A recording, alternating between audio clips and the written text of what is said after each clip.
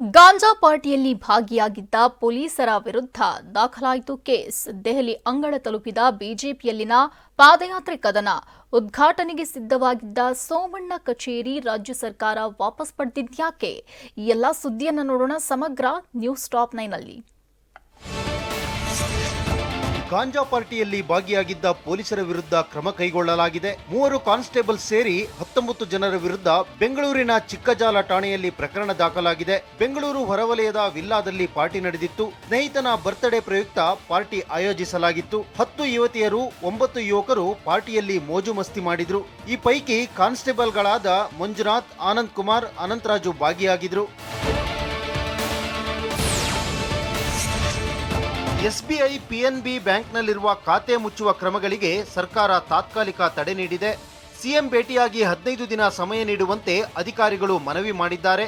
SBI ಮುಖ್ಯ ಪ್ರಧಾನ ವ್ಯವಸ್ಥಾಪಕ ವಿನೋದ್ ಜೈಸ್ವಾಲ್, ಪಂಜಾಬ್ ನ್ಯಾಷನಲ್ ಬ್ಯಾಂಕ್ ಅಧಿಕಾರಿಗಳು ಸಿಎಂಗೆ ಮನವಿ ಮಾಡಿದ್ರು. ಕೆಐಎಡಿಬಿ ಸಂಸ್ಥೆ ಠೇವಣಿ ಮರುಪಾವತಿ ಬಗ್ಗೆ ಸಮಯಾವಕಾಶ ಕೋರಿದ್ದಾರೆ. ಬ್ಯಾಂಕ್ ಅಕೌಂಟ್ ಮುಚ್ಚುವ ನಿರ್ಧಾರಕ್ಕೆ ಸರ್ಕಾರ ತಾತ್ಕಾಲಿಕ ತಡೆ ನೀಡಿದೆ. ಬಾಗಲಕೋಟೆ ಜಿಲ್ಲೆಯ ಮಹಾಲಿಂಗಪುರದಲ್ಲಿ ಭ್ರೂಣ ಹತ್ಯೆ ನಂತರ ಮಹಿಳೆ ಸಾವು ಕೇಸ್ ಸಂಬಂಧ ಅಧಿಕಾರಿಗಳ ತಲೆದಂಡವಾಗಿದೆ. ಕುಟುಂಬ ಕಲ್ಯಾಣಾಧಿಕಾರಿ ಡಾಕ್ಟರ್ ಪಟ್ಟಣಶೆಟ್ಟಿ ಮತ್ತು ಆರ್ಎಚ್ಸಿಎಚ್ಒ ಡಾಕ್ಟರ್ ರಾಜ್ಕುಮಾರ್ ಯರಗಲ್ ಸಸ್ಪೆಂಡ್ ಮಾಡಲಾಗಿದೆ.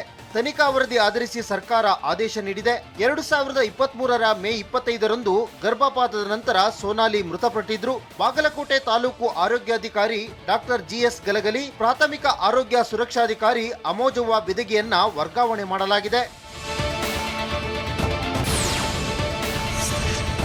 ಸದಸ್ಯತ್ವ ಅಭಿಯಾನದ ಬಗ್ಗೆ ಸಭೆ ಇರೋದ್ರಿಂದ ಇಂದು ಬಿಜೆಪಿ ಅಧ್ಯಕ್ಷ ವಿಜಯೇಂದ್ರ ದೆಹಲಿಗೆ ತೆರಳಲಿದ್ದಾರೆ. ರಾಜ್ಯ ಬಿಜೆಪಿ ಪ್ರಧಾನ ಕಾರ್ಯದರ್ಶಿಗಳಾದ ಪಿ ರಾಜೀವ್, ಸುನಿಲ್ ಕುಮಾರ್, ನಂದೀಶ್ ರೆಡ್ಡಿ, ಪ್ರೀತಂ ಗೌಡ ದೆಹಲಿಗೆ ಪ್ರಯಾಣ ಬೆಳೆಸಲಿದ್ದಾರೆ. ಇಂದು ಮಧ್ಯಾಹ್ನ ದೆಹಲಿಯಲ್ಲಿ ನಡೆಯುವ ಸಭೆಯಲ್ಲಿ ಭಾಗಿಯಾಗಲಿದ್ದಾರೆ. ಎಲ್ಲ ರಾಜ್ಯಾಧ್ಯಕ್ಷರು ಮತ್ತು ಪ್ರಧಾನ ಕಾರ್ಯದರ್ಶಿಗಳ ಜೊತೆ ವರಿಷ್ಠರು ಸಭೆ ನಡೆಸಲಿದ್ದಾರೆ. ಇನ್ನೊಂದು ಕಡೆ ವಿಜಯೇಂದ್ರ ವರಿಷ್ಠರ ಜೊತೆ ಪ್ರತ್ಯೇಕ ಮಾತುಕತೆ ನಡೆಸುವ ಸಾಧ್ಯತೆ ಇದೆ.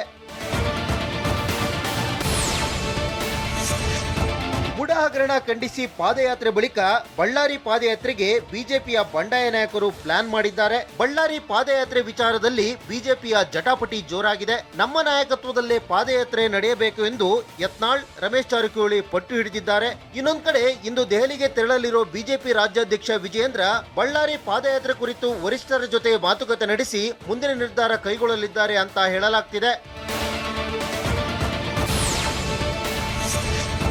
ಕೇಂದ್ರ ಸಚಿವ ವಿ ಸೋಮಣ್ಣಗೆ ರಾಜ್ಯ ಸರ್ಕಾರ ಬಿಗ್ ಶಾಕ್ ಕೊಟ್ಟಿದೆ.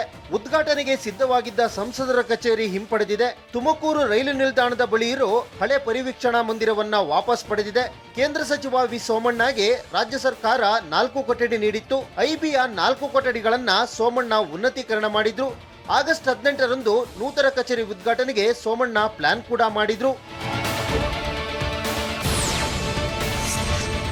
ನಾಡಿನೆಲ್ಲೆಡೆ ವರಮಹಾಲಕ್ಷ್ಮಿ ಹಬ್ಬವನ್ನ ಸಂಭ್ರಮದಿಂದ ಆಚರಣೆ ಮಾಡಲಾಗಿದೆ. ನಟಿ ರಾಧಿಕಾ ಕುಮಾರಸ್ವಾಮಿ ಬೆಂಗಳೂರಿನ ತಮ್ಮ ನಿವಾಸದಲ್ಲಿ ವರಮಹಾಲಕ್ಷ್ಮಿ ಹಬ್ಬವನ್ನ ಅದ್ದೂರಿಯಾಗಿ ಆಚರಿಸಿದ್ರು. ವರಮಹಾಲಕ್ಷ್ಮಿ ದೇವಿಗೆ ಬಗೆ ಬಗೆಯ ಸಿಂಗಾರ ಮಾಡಿ ವಿಶೇಷ ಪೂಜೆ ಸಲ್ಲಿಸಿದ್ದಾರೆ. ಲಕ್ಷ್ಮಿ ಹಬ್ಬ ಆಚರಣೆಯ ವಿಡಿಯೋವನ್ನ ತಮ್ಮ ಇನ್ಸ್ಟಾಗ್ರಾಂ ಖಾತೆಯಲ್ಲಿ ರಾಧಿಕಾ ಕುಮಾರಸ್ವಾಮಿ ಅಪ್ಲೋಡ್ ಮಾಡಿದ್ದಾರೆ.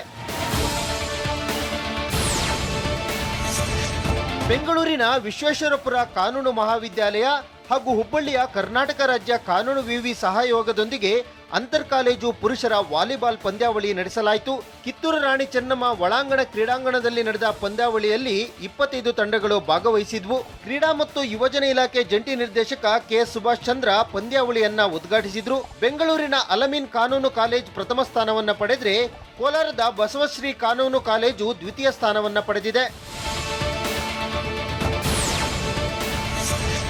ಜಗತ್ತಿನಾದ್ಯಂತ ಮಂಕಿಪಾಕ್ಸ್ ಆತಂಕ ಹೆಚ್ಚಾಗಿದೆ. ಮಂಕಿಪಾಕ್ಸ್ಗೆ ಕಾಂಗೋದಲ್ಲಿ 500 ಜನರು ಬಲಿಯಾಗಿದ್ದಾರೆ. ಕಾಂಗೋದಲ್ಲಿ 14,000 ಜನರಿಗೆ ಸೋಂಕು ದೃಢಪಟ್ಟಿದೆ. ವಿಶ್ವ ಆರೋಗ್ಯ ಸಂಸ್ಥೆ ಹೆಲ್ತ್ ಎಮರ್ಜೆನ್ಸಿ ಘೋಷಣೆ ಮಾಡಿದ್ದು ಮಂಕಿಪಾಕ್ಸ್ ಜಗತ್ತಿನ 116 ದೇಶಗಳಲ್ಲಿ ಹಬ್ಬಿದೆ.